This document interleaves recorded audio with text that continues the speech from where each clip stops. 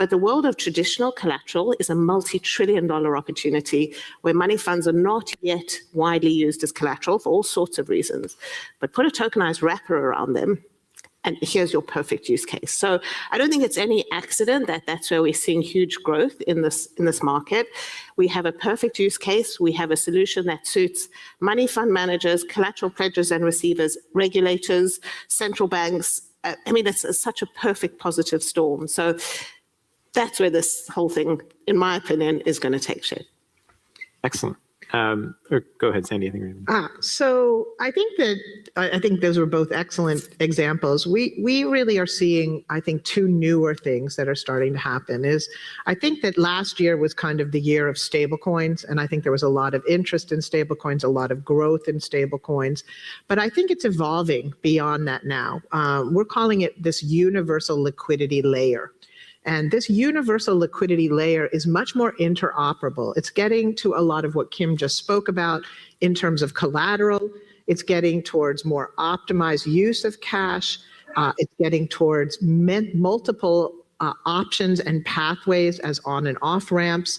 It's getting towards a growing set of yield-bearing products, right? And it's really becoming this liquidity layer that is enabling everything to start to move on chain, because the cash and the payment rails are there to now make it easy to buy other assets on chain. Like, we almost needed this evolutionary step to get this layer working where the financial system itself can start to optimize access, payment, utilization of assets on chain, the things that Cynthia was talking about earlier. So I think there's a lot of demand in this universal liquidity layer to really begin to plug these rails in. A lot of the announcements that Ian and the Ondo team were making earlier around what they're trying to enable with prime brokerage, what they're trying to enable with perps, that's all, I think, illustrative of this universal liquidity layer. And now, because that is really advancing very quickly, we're now able to start to be launching the products on top of it that are moving the assets out of these fragmented accounts that everything sits in today into the wallet. And then getting those assets into the wallet is where new demand is emerging, new demand from people who have wallets and want to directly access assets, new demand from people who have tremendous crypto profits, whatever's left after the last few days, but tremendous crypto profits that they're looking to get diversified, right? We're going to start to see now the product layer that sits on top of this universal liquidity layer expand a lot. And there are multiple demand sources emerging for that. So it's a very exciting time. What's interesting is most of the demand sources are still digitally native demand sources, and therefore it's flying under the radar, I think, of a lot of the traditional financial industry. You really have to be aware of how the infrastructure is developing to understand where the pockets of demand are coming from right now. But as things move on chain, that's going to become better and better understood. What is going on, Aqua Bro? Was good, man. There's been some extremely bullish things said over the past consecutive couple of days, primarily the last week, that I feel like a lot of people, it needs to be brought to a lot of people's attention. So I want to start today's video breakdown with just playing some of the clips. I'm going to mute you when you're not speaking because you got some background noise. Some of the video clips from the Ondo Finance Summit. And then I want to also play a couple of video clips from the Defiant podcast that took place just a day ago, where they had the CEO of Coinbase Institutional say some things. Considering the market sentiment that we've experienced over the past week, it's so crazy that, you know, the retail spectrum and mindset, especially people that were overstimulated and over expecting certain things from prices in 2025, that all got dialed back over the past couple of days. But I want to realign all of our followers with what's really happening behind the scenes. The infrastructure is for a fact being built out. and institutional demand and interest is increasing on a granular scale, the likes of which we've never seen before. Now is not the time to be fearful. So, you all just heard from Sandy Call right there. She pretty much mentioned that this is an exciting time to be alive. The infrastructure is in place. We're really going to start to see things move on chain and out of these fragmented silos and start to really transition over into this digital wallet-based infrastructure that she's been talking about for some time. So while Aqua's still getting set up, I want to play one more video clip that Sandy Call had mentioned. Shout out to Ondo Finance for this one. This is on their YouTube page, live from their New York summit that took place just the other day on February 3rd. And I want to take you guys to 141, where she talks about how all of our wealth is going to be handled in wallets and digital wallets and by AI agents. Take a second and listen to this one right here.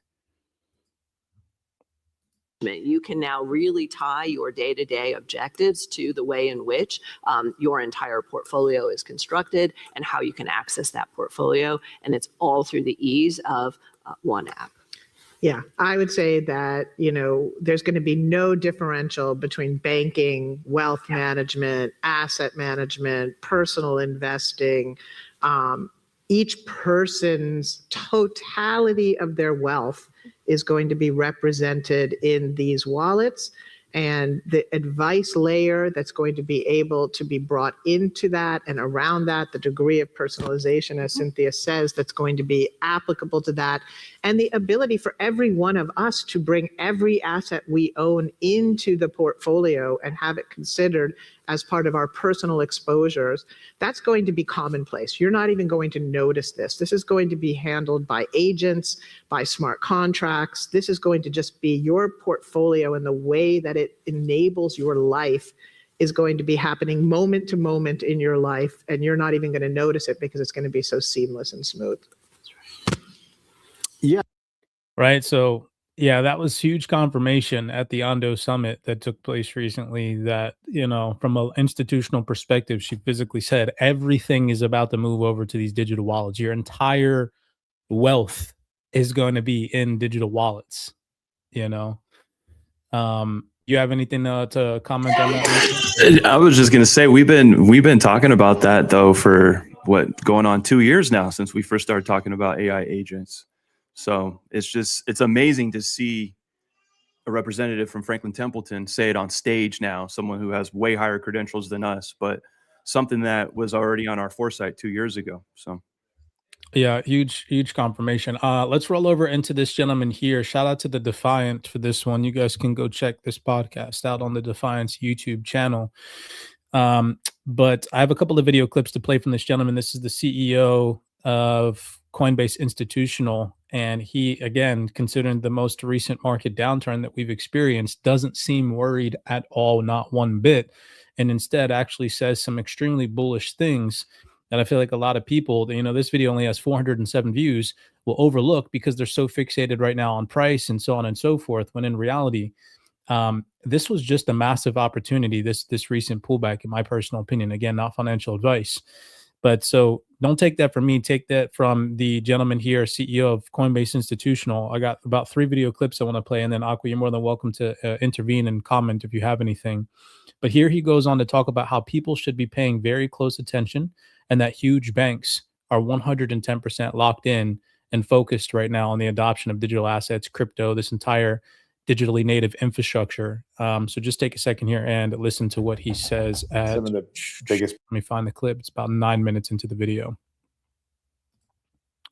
What I think is really remarkable about that is JP's been building for years, and they too have native crypto capability. Yeah, but we noted, actually, Chris wrote about it in our Real World newsletter, that it was interesting to see JP Morgan using USDC instead of their own JP Morgan coin to do that, and doing it kind of in like open rails instead of their more closed system. Yeah, so what I take away from that is I think that was a marker for JP to demonstrate that They're open to using open blockchains, public blockchains. They're open to using stable coins other than JP Morgan deposits or other coins. And I think it's really, for me, I see a signal in it. And the signal is it's the beginning of tokenization taking form and maybe the beginning of this promise of crypto having disrupted traditional financial markets. It's beginning to happen. So people should take note when one of the world's largest banks actually takes this brave step into the space. So that was a really big deal. And then the fourth big announcement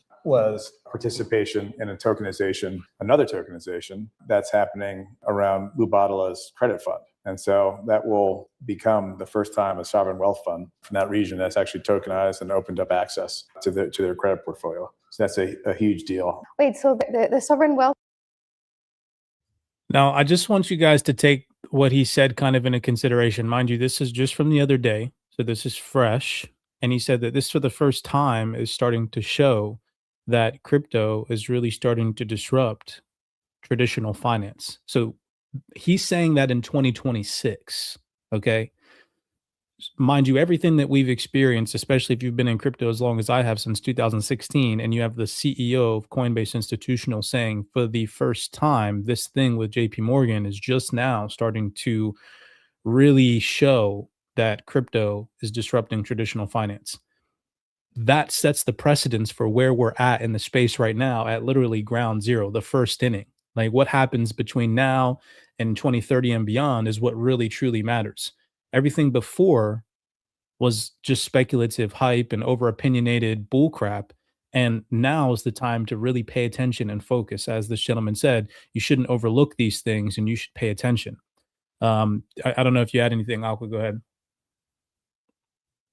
No, I feel like I would just sound exactly what you just said. So no, I feel like it's now's the time though. I mean, and we're the ones that are paying attention too. So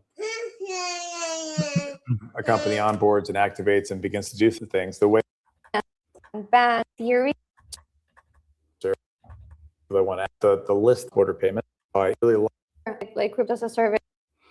Okay, so the next little tiny clip that I have, he goes on to talk about how institutions are interested in adopting crypto at scale. And again, you know, considering the backdrop that we've seen most recently, this just, in my personal opinion, should electrify you as an individual retail investor in the space to really lock in and focus not on the current market sentiment as something that should induce fear, uncertainty, and doubt, but instead should be seen as an opportunistic moment to really capitalize on projects that are changing the space, that are partnering with the largest institutions, that are really being utilized for the underlying utility and value of the network. And again, that word opportunity is of key importance here. Okay, so just take a second and listen to what this gentleman says. Then I have one more video clip after. Use cases are they interested in? Well, that list is really long and eclectic because when you think about the super big picture that we talked about, why institutions are coming in, they're coming in for the investment case. Maybe they want to invest, but progressively with the passage of the Genius Act, they're now coming in to say, I think I want to enable cross-border payments. And so if you think about that whole section, then you have the list of financial intermediaries, financial services companies, all sorts of people that want to activate for payment-related use cases are actually coming in, and they will use the CDP stack. Remember I talked about the Coinbase developer stack, and on it are we expose many of the Prime APIs. So you can use custody as a service, brokerage as a service, wallet as a service to facilitate payments. And so it's the longest list of really cool firms, many of which have probably in the process of disclosing and making more announcements, but there are amazing integrations. And so that's really the client set that I would stack together as saying that's the group that is looking at us as an infrastructure provider. It's so cool what's happening right now, because I think like for the longest time, that was the theory of how crypto would go mainstream, that you'd see fintechs and banks just like adding it to their backend and using crypto rails, and that the end user would just like see their like traditional just like finance interface and not even know that they're necessarily using crypto. But now that's actually happening. It's really happening. Yeah. It's not even happening like a little bit, it's happening at giant scale. Yeah. So I'm so excited about it. Every time a company onboards and So he said it's not even just happening, it's happening at scale. And what the lady from the Defiant mentioned kind of correlates with the video clip that I played from Sandy Call from Franklin Templeton, she said the same exact thing, that this is all about to happen so fast and so granular, but the everyday average individual is not going to know that their, bank app is sitting on crypto rails, is sitting on blockchain rails. It's just going to transition. It's just going to happen. And people like you and I that are watching this space grow and evolve and, converge, I'd say, with traditional finance are going to know what's happening.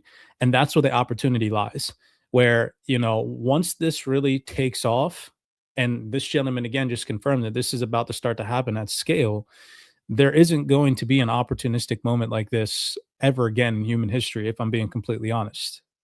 Myself and Aqua have been advocates of saying that, once we surpass 6 trillion, 7 trillion, 8 trillion, even $10 trillion plus in market cap of crypto, and once these projects really take off and are actually adopted at scale, we're not going to see the opportunistic, landscape that we're seeing right now ever again in history. So how much longer this is going to last, nobody has a crystal ball, but we all know that real generational wealth is made in bear markets, not bull markets. Where you position yourself in bear markets and pullbacks and discounted environments and fear-induced environments is what actually makes you money in this space once the markets recover. So that was just, again, huge confirmation. Last video clip I have is him just going on to reiterate that this is happening and it's a huge moment for the space. Take a second and listen to the last video clip I have from the CEO of Coinbase Institutional. It doesn't mean it's true. So it's really when you can say I have a whole cascade of announcements and here are all the use cases. And by the way, we're live. So for example, a blow your mind moment for me was the announcement that JP Morgan and Coinbase teamed together to facilitate the trading of JP Morgan deposits on Base. Like amazing. Like, when did you ever think you'd see that? Sometimes I feel like I speak to both your existing listeners and hopefully another set, but the crypto community sometimes I don't think puts enough importance around how significant a moment that is for us, the crypto world, as an industry, to have, again, one of the world's largest banks putting into use a use case where their deposits are being traded on an open blockchain. I mean, that's crazy, right? Yeah. We didn't think we'd see it this soon, but yet it's happened and it's happening. And so these are the moments where I have to say to boardrooms and CEOs and CIOs to say, it's not a fuzzy idea in the future. It's now happening. And it's happening because we have regulation that's come into place and we have big firms that have gone into the space and actually set these things in motion. I guess what's maybe, I don't know your thoughts about this.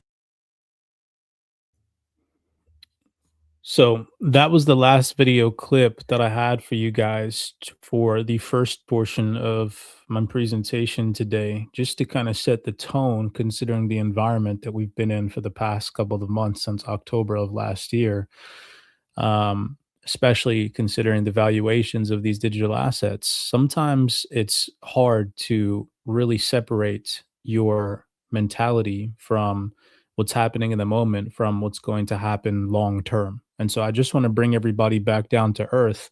If you're still here in this space and you still have a firm belief in the assets that you hold and you understand what it is that you hold and you have a long-term perspective, you're in the right space, because once all of this really kicks in, and according to these individuals that I just showed you all that spoke recently on stage, there isn't going to be another moment like this in history to really just completely take advantage of this space before these institutions flood the F in. It almost gives me chills. Go ahead, Aqua. And this gentleman, I mean, he had said gigantic. I mean, I don't think these type of guys with this status and this level use words like gigantic so freely. You know what I mean? So the fact that he used gigantic is telling me that, like, man, we're definitely heading into trillions of dollars coming very soon. When that time comes, though, who knows? But I also want to say that, I mean, I don't know, the way these guys are talking, it might even come a little sooner before 2030. But I mean, I'm ready either way, so. I couldn't agree more, man. So I want to transition over into the second portion of today's video breakdown, and I want to first touch on some things in regards to Canton, play some video clips from an individual gentleman from Signum Bank that go hand in hand with something that Yuval said about how, the utility on the network eventually trickles down to individuals, token holders, right? Token holders, app developers, so on and so forth, and how it just shows that Canton was built with token holders in mind. And that is huge considering the most recent downturn that we've seen. And then I kind of want to transition and show you guys a fundamental piece that Ripple put out on their website just yesterday that kind of goes hand in hand with hopefully them, if they commit themselves to some of the things that they mentioned in the piece themselves. If they commit themselves to some of those developments, it should reflect in greater demand for the digital asset XRP, and then therefore, obviously, of course, trickle down and support the token holders of XRP, the digital asset. So first, obviously, of course, take a look at this. This is the crypto bubbles map, and I have some of my favorite assets in this, and they are on the monthly display. Now, over the last month, okay, this is not AI generated or anything like that. Anybody can go and put this in themselves, and just looking at price action over the last month, over the last 30 days from January 5th to February 5th, the crypto market shed over $1 trillion. Think about that. $1 trillion was wiped from the digital asset ecosystem. And Canton, Hyperledger, and a few others were still up a substantiating amount, double-digit amounts in terms of percentages across the board compared to the entire rest of the crypto ecosystem.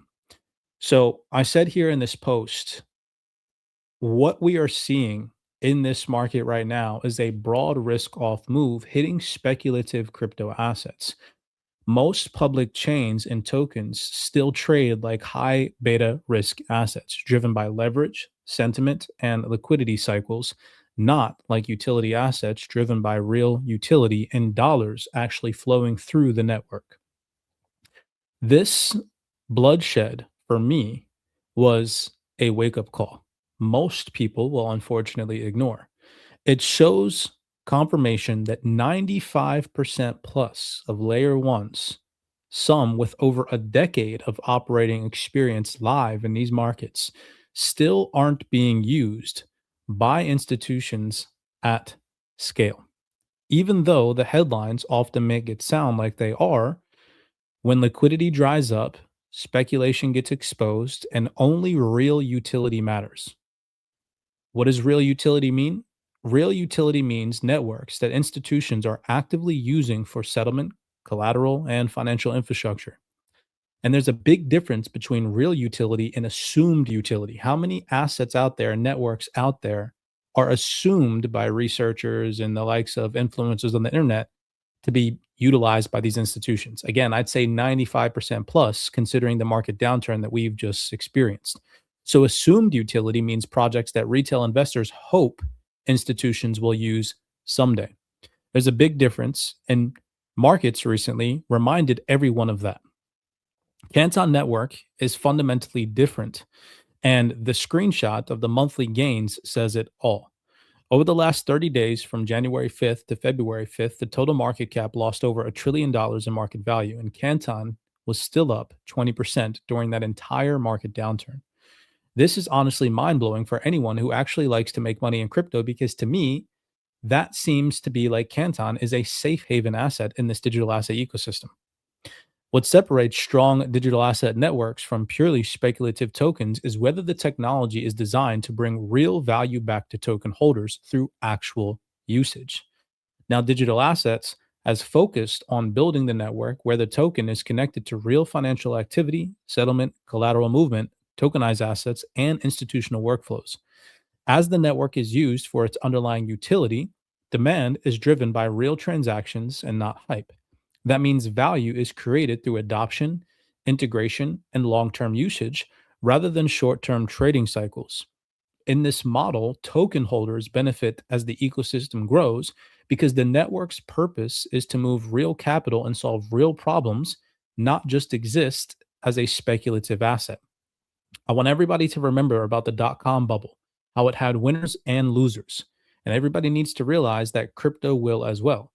Now, I'm not sitting here saying that Canton coin is the chosen one by any means, because I'm well diversified.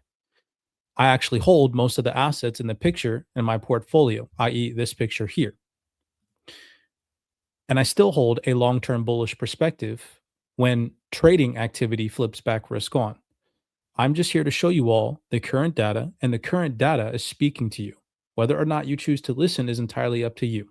And so here are just the screenshots to show physical proof that the market shed from January 5th to February 5th over $1 trillion. And this is literally mind-blowing, because you know how many people say that Bitcoin is a safe haven asset?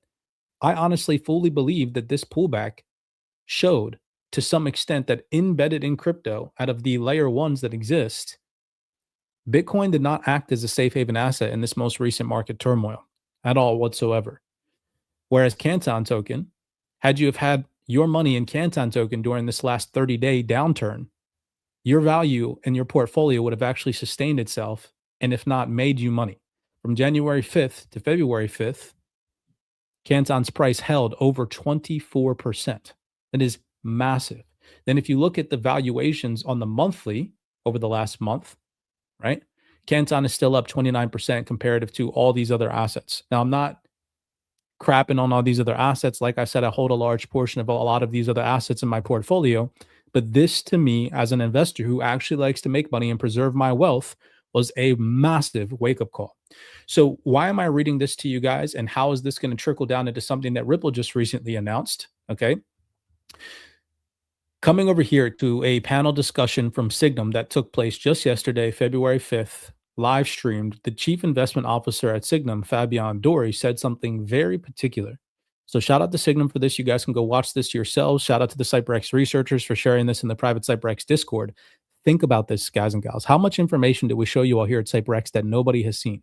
This particular video has 16 views. 16.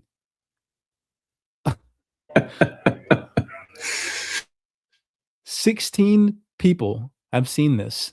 Mind-blowing to me that there are billions of people on this planet and millions of people in crypto, and nobody's actually watching what the banks are saying. So listen to what Fabian from Signum, who is a large market participant in the crypto ecosystem, a Swiss bank, and listen to what he says about how people should be focused on networks that actually drive utility, and the utility then trickles down into the token holders. Listen to what he says here. Provide a certain floor on the drawdown side. But then also the on-chain activity, which is still growing, very much driven by stablecoin adoption, tokenization, and also tokenization of stocks and other financial assets, which is clearly progressing. And then also staking frameworks that are much clearer, bringing assets on-chain. I think what also speaks for an improvement is the fact that many protocols are reviewing their tokenomic models and redesigning them in a way, or trying to redesign them in a way which brings true value accrual to the token holders. For example, by generating real revenue, which is then brought to the token holders in form of token burns, instead of just pure inflation, which is currently seen quite negatively. What is also an interesting indicator to follow are exchange reserves, which are at. Okay, so what Fabian just said is that a lot of protocols are going to start to redesign their token models, right? So that way the value that accrues on the network actually trickles down to the token holders through burns, right? So on and so forth. Think about that. This is coming from Signum. Then once again, keep this in the back of your mind when we read this fundamental piece from Ripple that they just put out, because this aligns with that redesign mechanism that Fabian just mentioned, okay?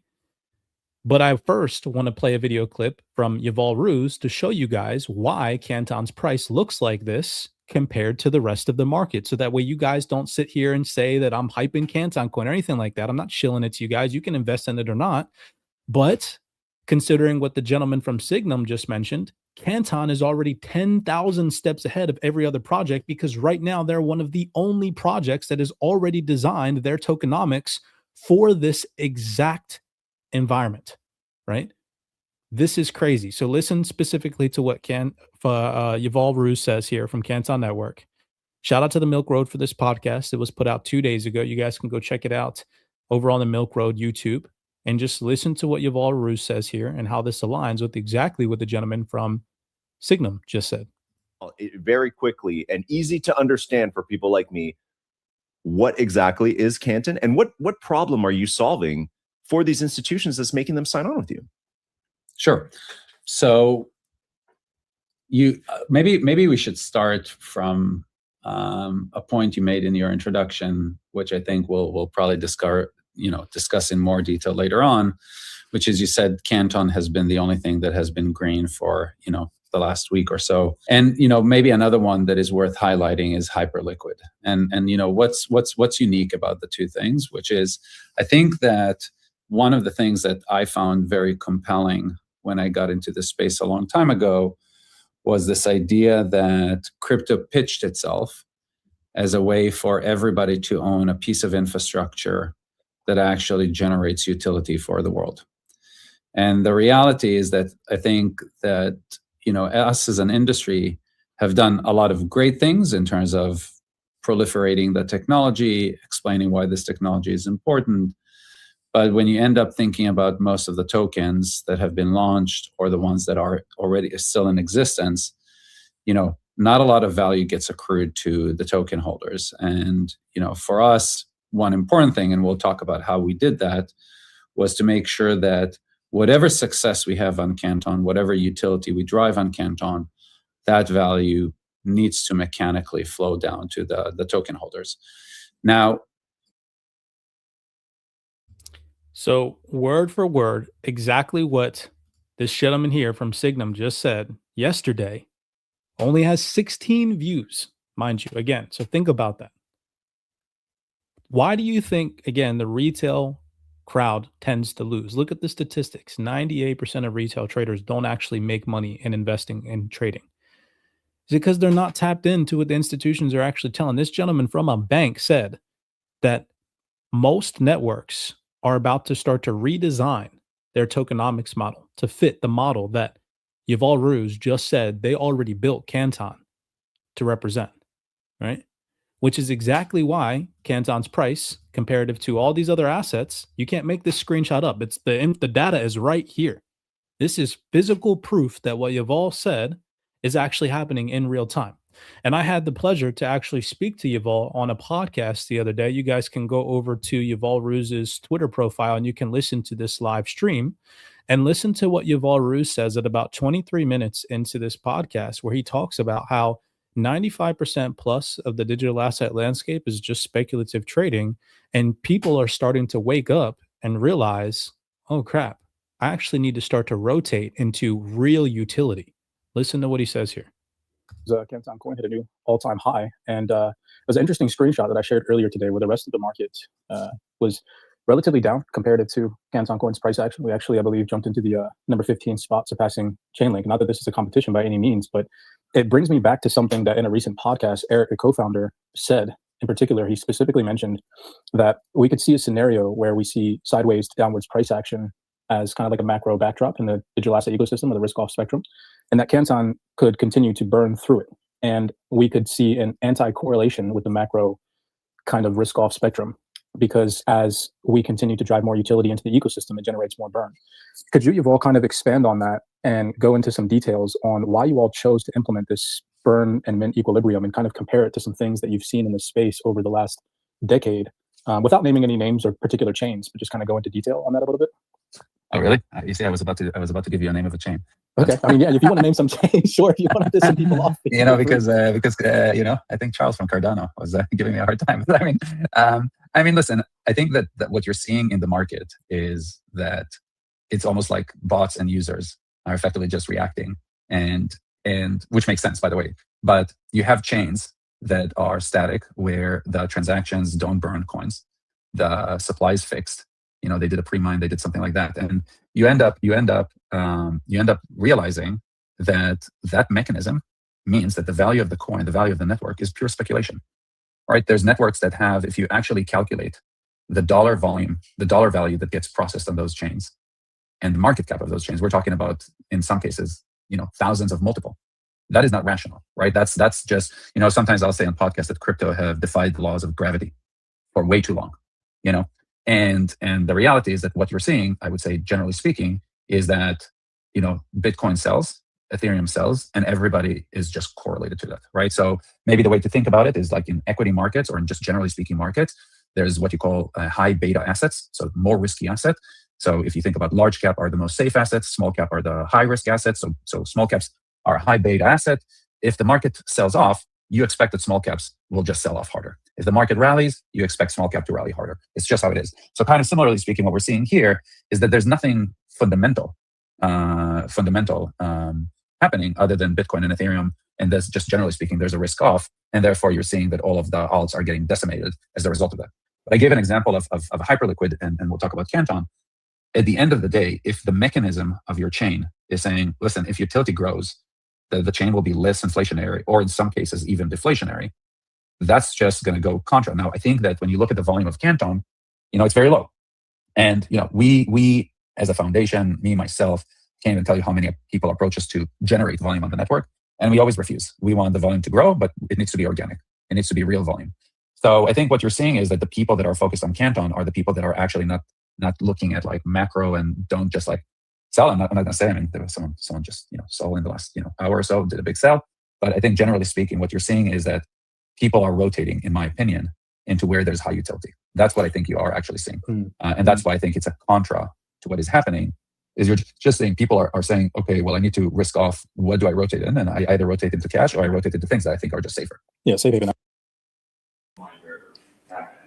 Bro, let me ask you a quick question to just make sure I understood what I heard.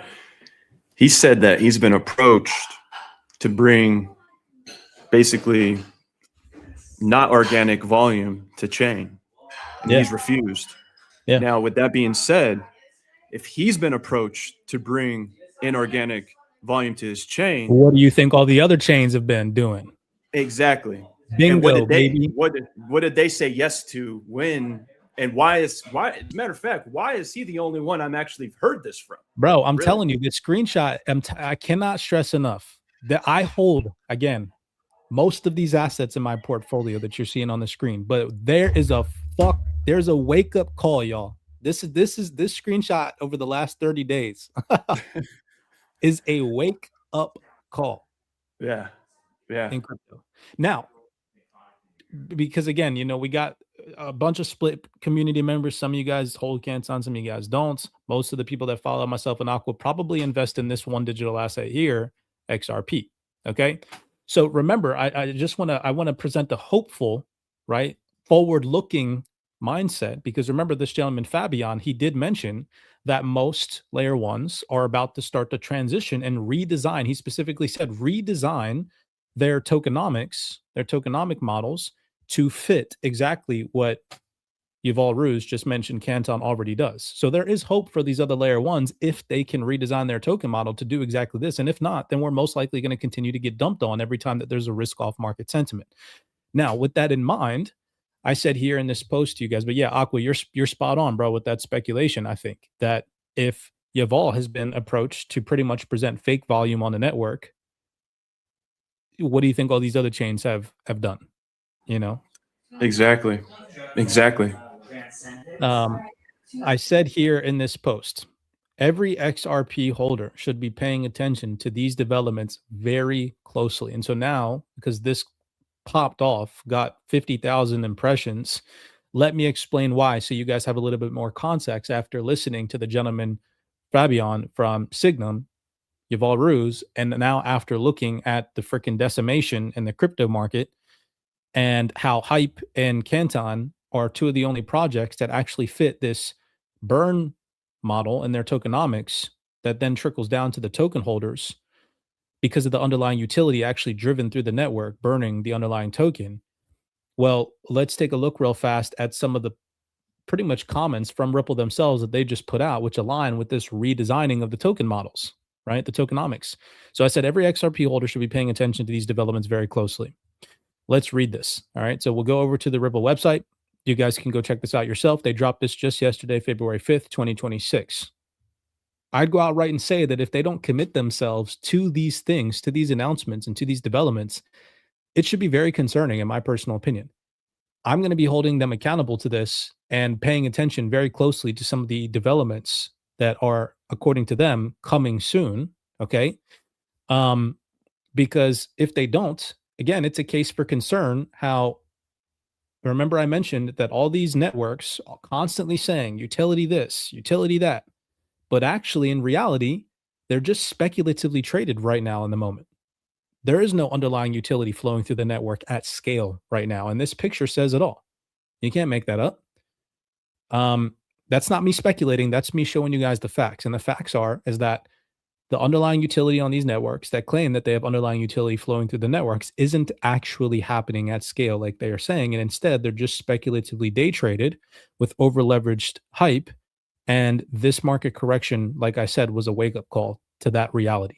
Now, I'm hoping that in the future, the vast majority of these digital assets, whom in which most of you guys probably hold in your portfolio as well, actually transition and are actually adopted at scale by these financial institutions and these enterprises and so on and so forth, which I do, by the way, think is going to happen. But right now, we have to come to terms with the fact that it is not, right? And hopefully have a forward outlook that it will.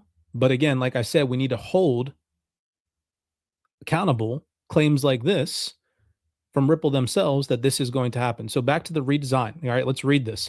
From feature set to financial infrastructure, because this aligns with what Fabian said, that layer ones are starting to redesign their tokenomics to, again, hopefully reflect the price and the demand of said digital asset by actually burning said digital asset via the driven utility on the network. So the XRP ledger has evolved into a high-performance blockchain for tokenized finance with compliance tooling, real-time settlement, and asset layer programmability, now live on mainnet. In parallel, XRP, the native digital asset powering the network, has seen a surge in both direct and indirect utility. You would think that if it's seen a surge in direct utility, that the price would reflect that utility. You have to ask yourself the question why it is not. Again, I'm not speculating. I'm here just showing you proof that if demand is surging on the network, why is the price not surging? Okay. There's a reason for that. I'm not here to debate what that reason is. I'm just here to show you guys the proof. This latest institutional DeFi update lays out how core features are being adopted, how XRP is used to facilitate key institutional workflows, and where the roadmap is headed next. With native on-chain privacy, permission markets, and institutional lending set to go live in the coming months. So here it says in the coming months, we need to hold them accountable for that. Let's see if that actually happens, right? I'll be paying very close attention, and I hope to God it does, because XRP is still my biggest bag, right? XRPL is positioning itself not just as a chain for tokenization, but as an end-to-end operating system for real-world finance. At the heart of every institutional use case is XRP. Its impact spans both direct and indirect roles. The direct impact is underlined by new features that drive transaction volume and attract asset issuance to the XRPL, increasing demand for network resources and therefore XRP. So this is great. Again, that aligns with what Fabian said, that a lot of layer ones are going to start to redesign their tokenomic models. The indirect impact we can also hone in on comes through how XRP is used in base layer operations like reserve requirements, transaction fees, and I highlighted in green, it says resulting in burning XRP and bridging currency and FX and lending flows. Because what did Fabian say? He specifically mentioned the tokenomics and the utility of the network resulting in a burn of the underlying digital asset. So let's hope that this really does take place, because it will most likely create a surge in demand for XRP if it does, which I'm hoping it does. Payments and FX, fast, compliant, and liquid. XRPL's heritage and payments continues to mature with new infrastructure upgrades. Down here, it mentions permission domains, permission DEX, stablecoins on the XRPL. XRP impact. Every transaction, particularly in the PDEX environments, burns XRP. These flows increase as stablecoins and FX corridors deepen on the XRPL. In the XRP use case, it says in the PDEX environments, XRP acts as the auto bridge asset in FX and remittances, settling trades between stablecoins and other tokens instantly and with fee efficiency. Then here it mentions unlocking the balance sheet. Institutions are exploring XRP for collateral optimization and capital velocity, supported by token escrow, batch transactions, and MPT, or multi-purpose tokens. The XRP impact is that MPT's escrow and settlement workflows increase network usage, which would be good, especially if increased network usage does what? Burns XRP, right? And requires object reserves and transaction fees all denominated in XRP. Use cases: asset managers deploying tokenized money market funds or high-grade collateral uses on the XRPL for issuance, escrow, and delivery versus payment, all involving XRP at the protocol layer. Then down here, it mentions credit financing. The XLS66 lending protocol enables fixed-term underwritten loans with repayment automation, which is cool. XRP and lending, where XRP can both be borrowed and lent. It's also the default bridge asset in FX flows and settlement. Evernorth says here is actively preparing, doesn't say it's happening yet, which is a good key vocabulary word, which is why I highlighted in green. Evernorth is preparing to utilize the lending protocol to generate institutional grade yield on its extensive XRP holdings. Today, we are thrilled to announce Evernorth's intent to utilize the upcoming XRP lending protocol as a core pillar of our digital asset strategy. That is coming from Sagar Shah, the chief business officer at Evernorth. And then he mentions that this will unlock major yield opportunities for the XRP community. So this was such a great post. And if you come down here, it just talks about some things that are coming soon, which again, I mentioned every XRP holder should be paying very close attention to. Okay. Confidential transfers for MPTs, enabling institutional grade privacy on the XRPL by encryption, transaction amounts, and balances using zero knowledge proofs. That's huge because we know institutions need privacy capabilities in order to really scale on these layer ones.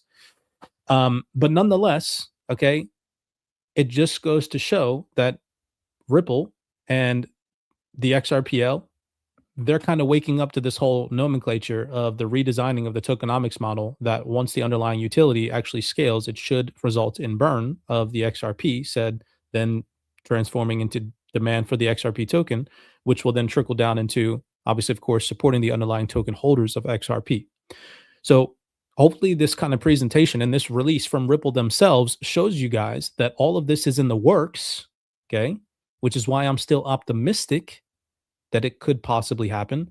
But this just goes to show that it's only really happening right now on a few layer ones, not all of them. Okay. So wake up call, because if this does not change on layer ones moving forward, again, diversification and shifting allocations in certain projects based on how they transform in the future moving forward is of key importance, and not marrying a bias if these layer ones cannot transition and actually allow the value on the network, the utility of the network, to reflect itself and trickle down to value for the actual token holders. Kind of catch my drift there? So hopefully that makes sense to you guys. I hope that playing physical videos from actual representatives from banks helped you guys kind of understand that this shift is happening and it's taking place in real time, and showing you guys that Canton has already been focused on this for over a decade now, and it is reflecting in real time. Hopefully more layer ones can do the same thing, especially considering that a lot of us have invested our hard-earned money into these projects. And I'm assuming, just like myself, you guys are tired of getting dumped on because the utility that flows to the network doesn't actually trickle down and support or benefit the underlying token holder. Okay. So again, I'm super bullish on XRP if they can pull these things off that they've mentioned in their own documents, but I will be paying very close attention to these developments in the coming months ahead. As they've stated themselves, all of these things are set to take place in the coming months. So if we get to freaking, 2027 summertime, and they're still saying in the coming months, when in this document it says in the coming months and we're in 2026, I'm going to start to question these things. I'm just being completely honest, Go ahead, Aqua. As you should, as anybody should. Yeah. I think that they're with this. I mean, I feel like this is just my opinion now, right? But how long Ripple's been in the game, I don't think we should be reading something that's saying coming in the coming months. I think this should have already been done. But that's just my opinion. I'm really nobody here, but comparing to other people like Canton, Metallicus that already have ecosystems that are already ready to go and being utilized right now. It's like, man, Ripple, you're kind of behind then. But again, just my opinion. So yeah. I think that, if I'm being completely honest, it still opens the door for opportunity. But when things really start to move fast, there comes a point in time where people are going to have to really make a decision on what networks are actually being utilized and what networks people speculated on were being utilized. I don't think we're fully there yet because I still think there's time. We're still obviously, of course, in the early innings. And I think that what Ripple's built out and the partnerships that they've accrued are not for no reason. I think that they will eventually materialize into something very, very valuable for XRP holders. That is my firm belief. But again, this is coming from Ripple themselves. So if Ripple themselves are saying these things are supposed to happen and then they're supposed to reflect as underlying burn resulting, says right here, resulting in burn on XRP due to the demand on the XRPL, that should reflect itself in a more stable or disconnect on XRP's price from the rest of the market sentiment, like we recently saw on Canton and Hype. I guess what I'm trying to say is everybody in the XRP community has always said, oh, decoupling, XRP's decoupling, XRP's decoupling. No, it's not. And I've been holding XRP since 2016. This picture right here over the last 30 days, when the market has lost $1 trillion in value, physically proves that XRP is not decoupled from the rest of the speculative hype in crypto, and that there's only about 3 layer ones: Hype, Light, and Canton. Well, I don't know, excuse me, if Light is a layer one. I'm sorry, I'm ignorant on that. But those are the only 3 assets out of all of the freaking altcoins right now that have actually held on to any gains over the last 30 days that the market shed $1 trillion, which goes to show how many networks aren't actually being utilized at scale right now. Again, I hope that in the future that changes, and I have faith that it will, which is why I still hold XRP. But we have to start to really track these things, and if they don't change, we got to start questioning the shit, Yeah, facts. Yeah, well, it's going to be an interesting next 6 months to follow up on this topic, to be honest with you. So 100%, bro. And like I said, I'm very hopeful that this will change on a lot of layer ones and that they will, shift a lot of their tokenomic models to actually accrue value for the underlying token holders. But nonetheless, if we're investing in something, I'm sure that all of you guys, just like myself, came into crypto to make money. So there comes a point in time in your investment career where if you're not actually making money, you got to figure out why that is, and if you don't, then you're subject to not make money. And that's weird that you're investing in something to make money, but not making money, but then won't adjust your portfolio or diversify into something else that could actually make you money. That's where tribalism comes in and blindfolds come in and biases come in. And if you are biased, blindfolded, or tribal in this space, when the market looks like this, some people are going to win, some people are going to lose. Not everybody won in the .com era when they were investing in all the projects and this and that. And the people that won were the ones that were able to adjust, move portfolio allocations around to other projects and other niche categories that were going to perform better and this and that. And it's going to be the same here, Yeah. So I'm hoping that these numbers change over the coming months. I think they will. I think a lot of layer ones will be adopted by institutions. They will be utilized at scale. But we definitely need to pay attention to which ones those actually are and not the ones we think. Yeah. Think or feel, or your favorite YouTuber told you so, all that shit is for the fucking birds now at this point. And if this is not a sign to be diversified, I don't know what is. And good luck to the ones that are single asset investors in the space. I think that is one of the most scariest things that you can do with your hard-earned money, is just put all of your eggs in one basket. So yeah, I couldn't agree diversity is more. key. And also, too, not only put all your eggs in one basket, but you remember a lot of these large institutions haven't gotten in crypto yet. Obviously, of course, aside from the infrastructure and the regulation not being firmly put in place. But why? Because there hasn't been any real solid way for them to hedge against what we just experienced recently, which is the volatility in crypto. Well, now for the first time, we're about to start to see institutions generating yield on their digital assets at scale, which is a really great, phenomenal way to hedge some of the risk that you experience in downturns like the one that we experienced. Because everybody right now, regardless if you agree with DeFi or not, or use DeFi or not, everybody that's earning on these digital assets, okay, say for example, XRP, you're earning some yield. Say you're earning some yield. I know Solana, you can earn 7%. XDC, there's protocols that allow you to earn on XDC. Aptos, you can earn 7%. Link, I know you can earn yield. HBAR, you can earn yield. SUI, I know you can earn yield. ICP, so all these assets, right? I think outside of Quant, you can earn yield on certain protocols and platforms, or just through native staking. But the truth is that everybody that's earning yield on these assets that has a long-term perspective on them, when the market does turn around, what are they going to have more of? They're going to have more of these assets. And so what does that mean? That means all the people that were earning yield this entire downturn, even though their portfolio might be down, the amount of block space that they own is actually going up. So when the market turns bullish again, they're going to actually have more money than the people who didn't earn yield. Yeah, that's well said. That block space is key, and getting your digital assets working for you to gather more space for yourself. Oh man, you're leaving food on the table if you're not tapped into DeFi in this moment. So that's not financial advice though. But yeah, great call. That's really all that I had for today. Again, we're not biased. We're not opinionated in the CyberX 1228 Club community. We just do research, and we unfortunately are in an era where, because there's so much information out there and people gravitate towards the hopium and the hype, unfortunately, in crypto, when you're actually spitting facts and value to people, it seems arrogant, or it seems like, oh, they think they know it. No, everything that we said in today's video breakdown can actually be factually proven.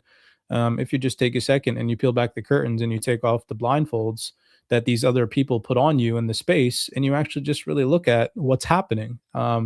And I know that there's a lot of like-minded individuals that tap in with us that appreciate the value that we put out here. So shout out to you guys for tapping in with us this Friday. As always, we'd love to have you in the private CyberX community. We've been freaking cooking in the private CyberX community so far in 2026. I'm not even going to get into that today, maybe in another call, but we have been absolutely cooking in our community. So we'd love to see you guys on the inside.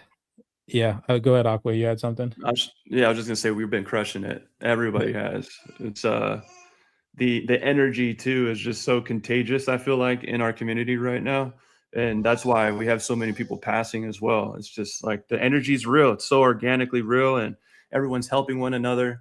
And yeah, tap in with us. You're missing out if you're not.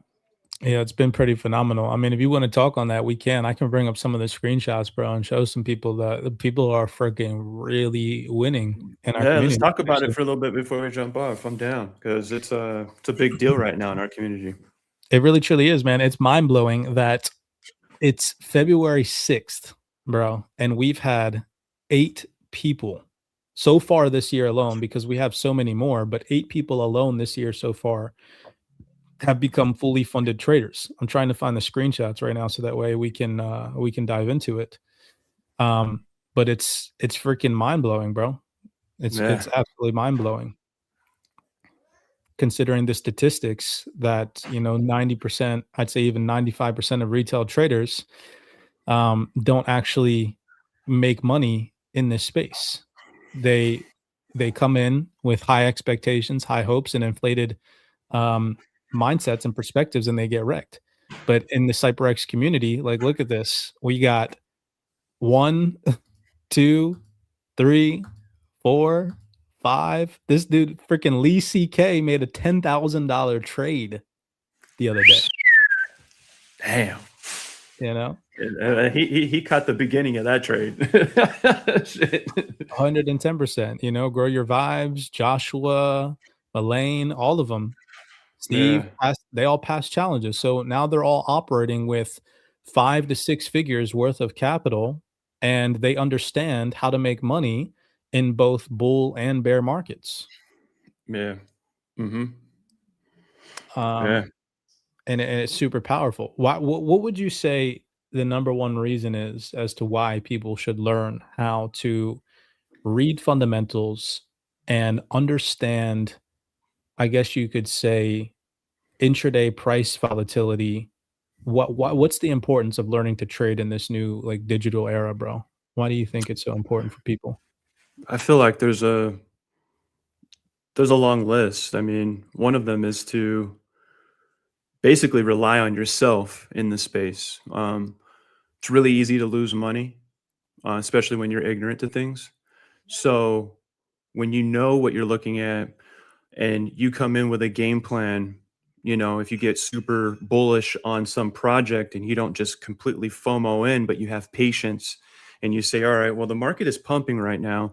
Maybe right now is not the best time to buy into this project. Although I like this project and I really want this project, let me wait, right? As opposed to buying in on that project in that very moment, when you're feeling that FOMO, and then 2 weeks later, the crypto market cap takes a 30-40% dip, and now you're looking at your portfolio like you just lost 40%.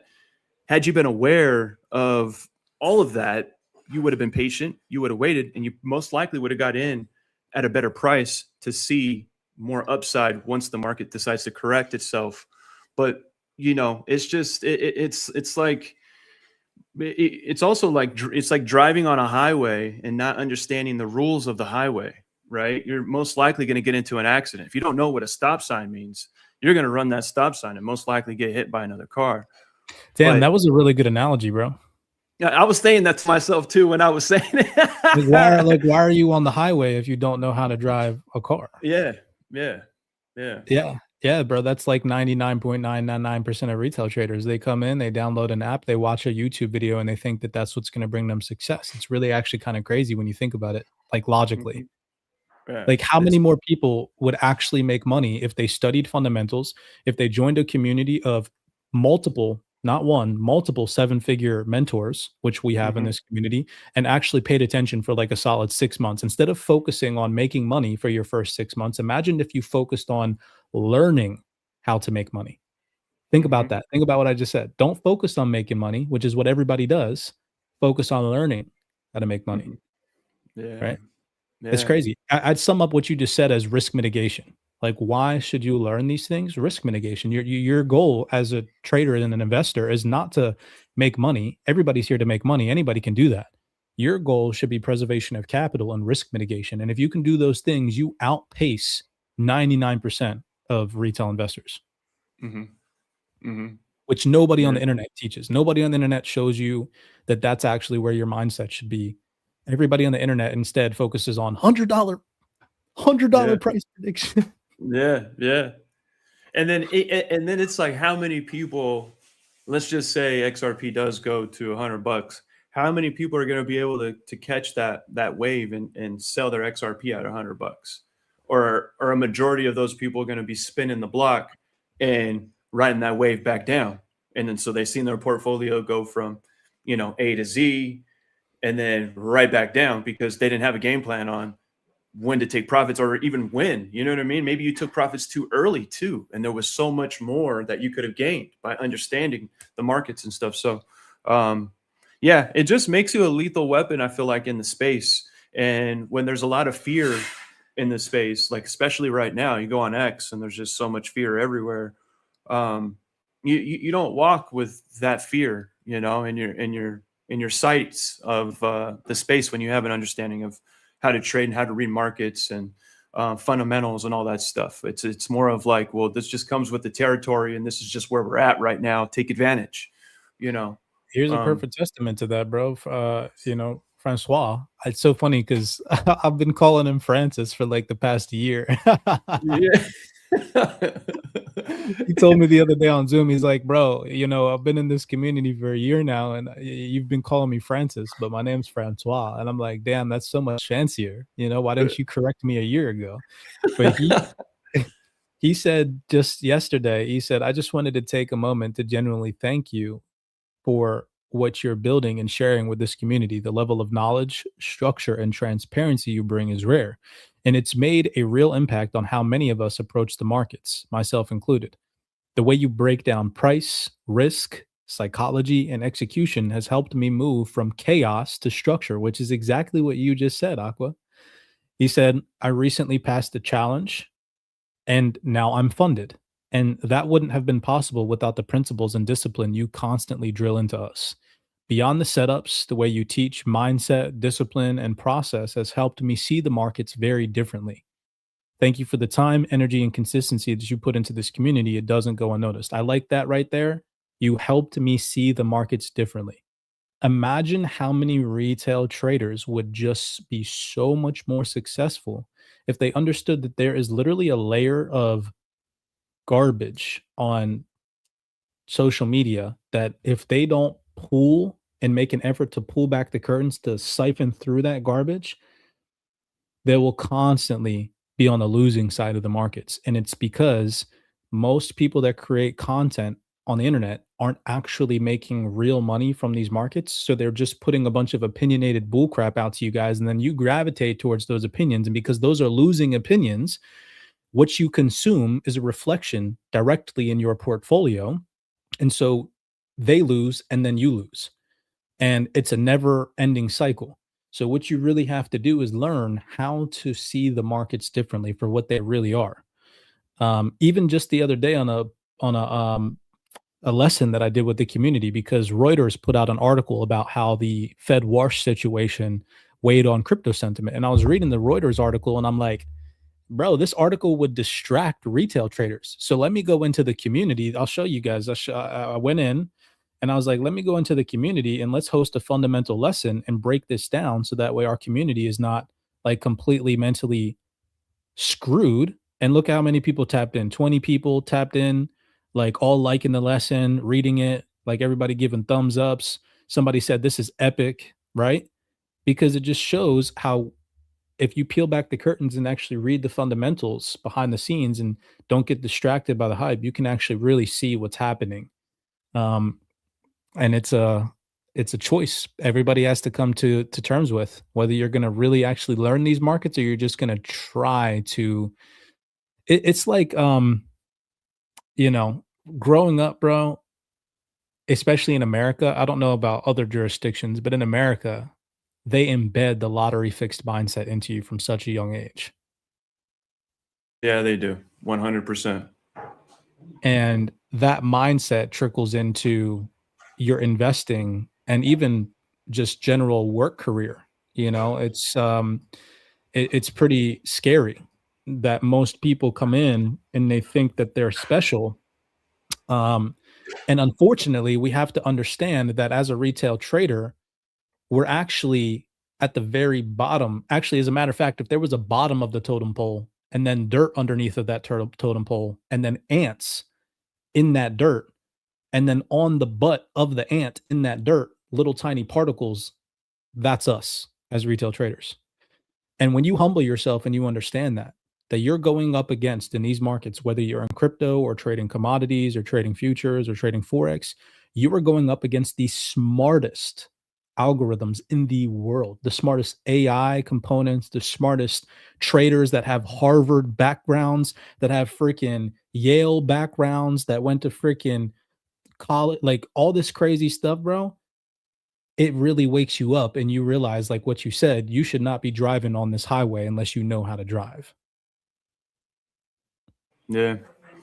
And once you learn how to drive on the highway, at least for me anyways, I'm like, damn, I wish I would have learned sooner. I wish I would have made this but I'll be real with you though, too, because it's like coming into the space, there's so much garbage TA out there, TA being technical analysis, especially on X, that none of it comes to fruition. A lot of these guys are just giving you retail bullshit, gimmicky TA. And joining this community, man, the edge that I've learned within our community, it's just like, wow, but that comes with being aware of our community and then taking the steps forward. Had I not, I would have never knew any of this stuff. You know what I mean? But the fact that I said, you know what, this actually, I recognized, I was like, you know what, this looks like some real authentic trading going down by this gentleman. And it doesn't look gimmicky. It's not like trying to flaunt, you know, chains and cars and big houses. It's like, nah, like this guy really understands what he's talking about. And when you get in, it's just like, damn, the retail crowd is just, it's on so many levels. It's so screwed because not only are they paying attention to bullshit Moon Boy garbage, but then they're also paying attention to those same Moon Boys that are giving them like their weird TA that they learned. I don't even know where these guys have learned this shit. Some of the shit that they say on their TA is just like, it's more than laughable. And it has hundreds of likes, thousands of views. And I'm just like, this makes zero sense to me. And that TA won't even hit. Nothing will come to fruition from that technical analysis. And I'm just using just anybody random on X, but like people still continue to buy into that garbage, you know, bro. And imagine if in this community we actually flexed how much money the mentors in this community make. Like, bro, if you just go into our community and you look at how much our institutional scalper, I talk about this gentleman all the time, and people don't even realize like how crazy it is that you could be in our community and talk to a dude that has 13 years of hedge fund experience, like actual live hedge fund experience, builds real institutional algorithms, like fucking real ass institutional algorithms, and makes millions of dollars. Like, just look at this shit. I've never flexed this before. Look at this, 20 grand the other day, 10 grand the other day, 15 grand the other day. Look at this, 31 grand. Like, that's already over 100 grand in a week. Look at this, 60, 27 grand, 25 grand. This dude is phenomenal, and he's at everybody's disposal in this community to ask questions, to interact with, to need help, to anybody that needs help. Like, I'm talking about a dude that actually has a financial background, you know, licenses, like a career in finance, sits down on meetings with freaking other institutions and people from hedge funds and all that stuff right here at your fingertips in the CyberX community, which is nuts. You know, it's one of those things where a lot of people think because we're making content on YouTube and stuff, we're just another community. No. When you come in, you find out like, oh crap, like there's a dude in this community, and then combined between myself and you, who is now, you know, you became a 6-figure trader and a 7-figure investor last year. All of us combined have over 20 years of market experience that people could take and soak up and learn from. This is no game. Yeah. And like, and I mean this humbly. I'm not even trying to like brag or boast or anything. Like, you know, I've been trading for 6 months now, and this week I had an amazing week. But today alone, I'm small compared to what Cypress just showed you guys. Between my two accounts, I made about 3 racks. So my account 1, I made 2,500, and I think you just passed it if you go up a little bit. I shared the screenshot though. Or wait, no. That was from the yesterday, I think. But hold on, today should be in here. I did definitely put it in there. I think that's it. Yeah. So that's what I made on my account number 1, 2,500, and then the second account 400 and whatever that is, 427.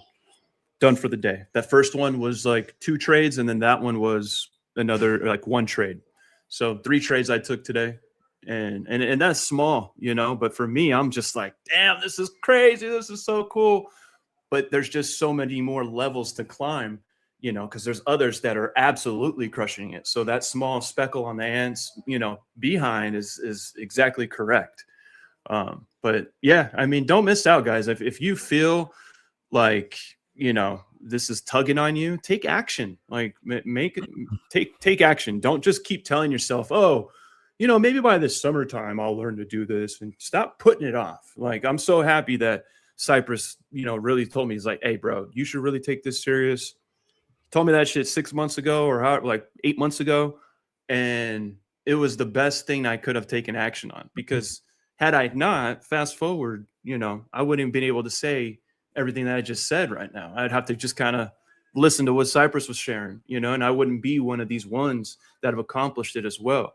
And I feel like anybody that's on this podcast right now, if you've been tuned into this entire podcast from beginning to end, and you can hang with this conversation, you have what it takes to learn how to trade. You have what it takes to learn DeFi, you know? So tap in with our community. There's just so many ways to make money in this space.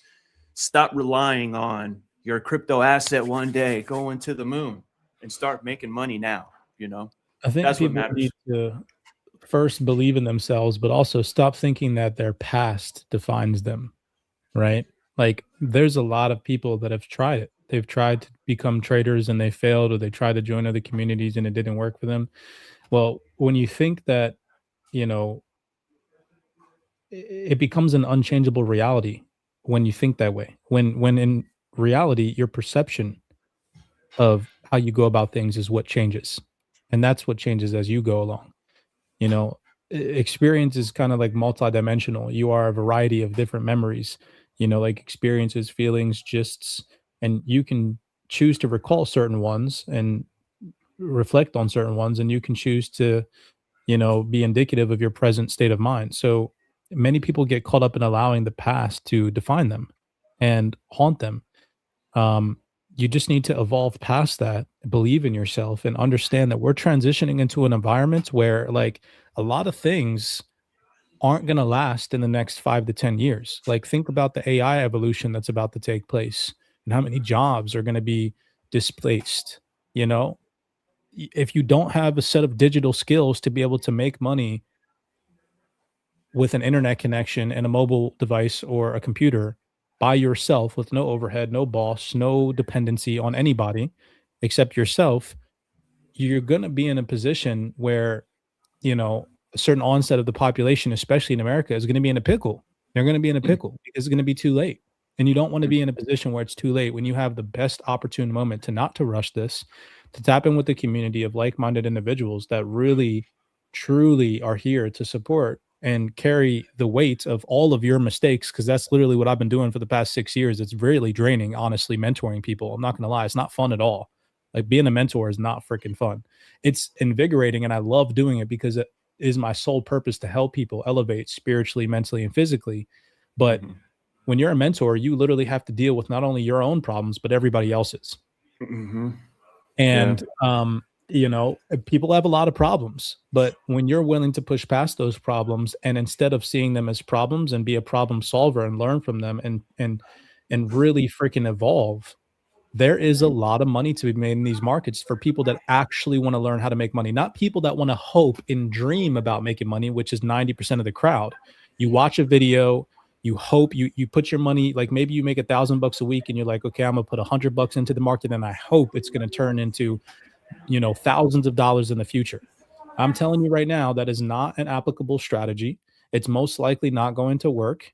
And there are people that are much hungrier than you that will supersede that hope because they're willing to put in effort, action, effort, consistency, discipline. And if you can do those things, you will freaking surpass the hopeful you. Matter of fact, throw away the hopeful you and instead become a disciplined, well-rounded, well-educated, focused individual that humbles themselves and understands that hope is not going to get you anywhere.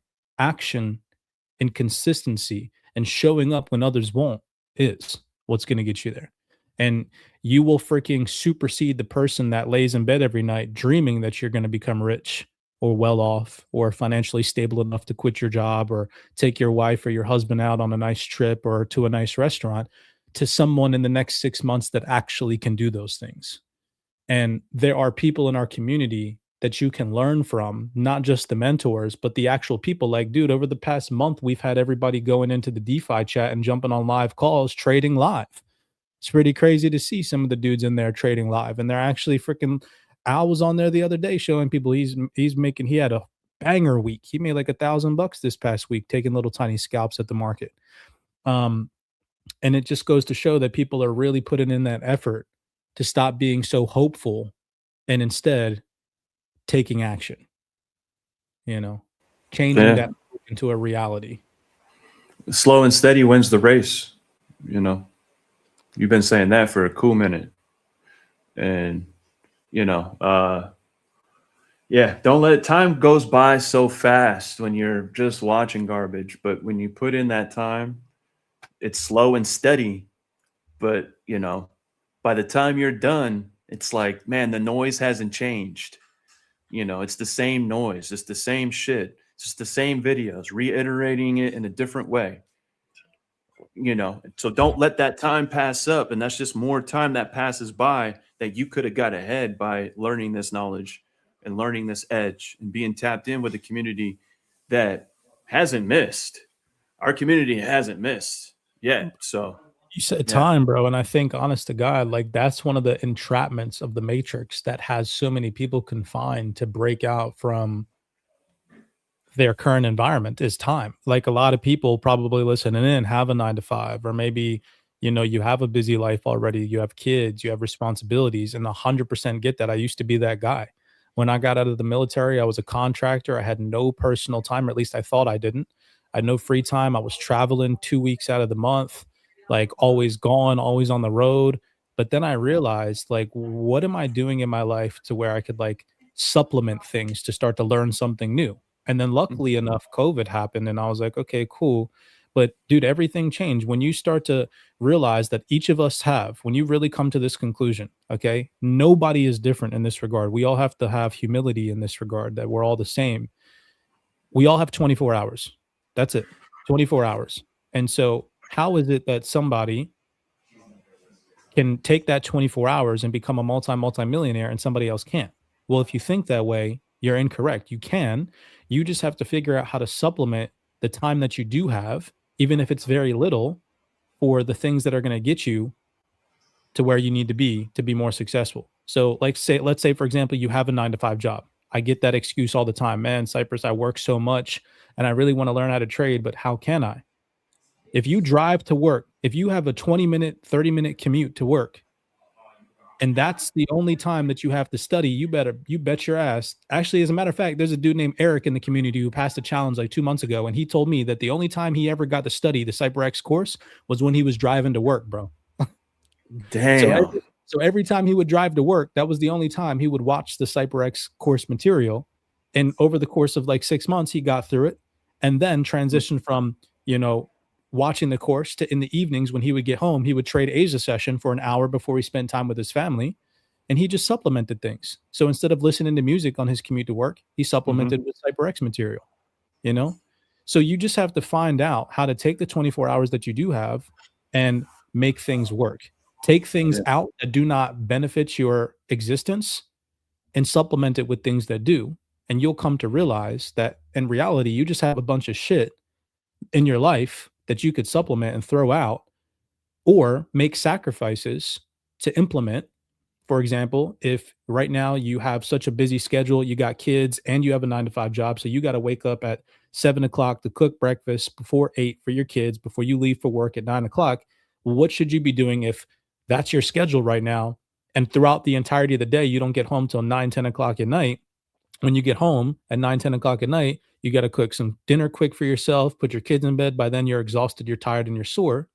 That entire time, you could wake up an extra 30 minutes, an extra 20 minutes in the morning and watch a CyberX video and take notes on it. And one video per day for a year will get you through the entire course. And you'll be that much smarter and that much more advanced by just doing that once a day, 20 minutes extra a day at the very beginning of your day. So don't make up that excuse that you don't have time. If that is a 110% excuse, an excuse that I myself used to make till I realized the truth is that everybody, Bill Gates, Jeff Bezos, Elon Musk, and the freaking homeless bum on the streets, we all have 24 hours a day. So what makes those people different? It's how they spend their time, how they execute the minutes in the day that they do have, and what they orient their attention to. Yeah. There's a quote, and I've said it before, I think on the podcast. I'll kind of just say it without saying it verbatim, but it's, do today what others won't, so you can have tomorrow what others don't. I like that. I tell the community every weekend, like I'm going to send a motivational message out here in just a second to the Discord members. I tell them every weekend, if you work a 9 to 5 and everybody at your 9 to 5, tell me this right now if you're listening, because I know I used to work the 9 to 5 on Fridays in the office and shit. Everybody be like, oh, thank God it's Friday. Thank God it's Friday. That's Like, real. What are you going to do this weekend? oh, I'm gonna chill, you know, whatever. No, fuck that. 90% of the population is chilling on the weekends. That's where you should advance. That's Yeah. where you got that time off. I mean, not to say that you shouldn't take a break, because rest is obviously, of course, a good part of the progress as well. But incorporate some momentum into your weekend. You know, start to prep ahead so that way next week you're already ahead of the curve. You know. Yeah. Yeah. Facts, bro. Facts. So, but yeah, man, I'll let you go, bro. But it's always a blessing to talk to you, bro, and be on the podcast with you. And honestly, too, just to see your journey as your friend and originally as your mentor. You know, it's really cool to just see you grow and develop, bro. Trials and tribulations, and this is just the beginning. Yeah, bro. I appreciate you, bro. You've done a lot, and you're the man, bro. So yeah, much love. I'm gonna be flying out to California once this winter thaws out a little bit for sure, because I need to get some of that Cali good, you know? Let's go. You I know miss I the got California it. tree. You know I got it. Yeah, the California tree has been calling my name, bro. There's no place like it. So, Sheesh.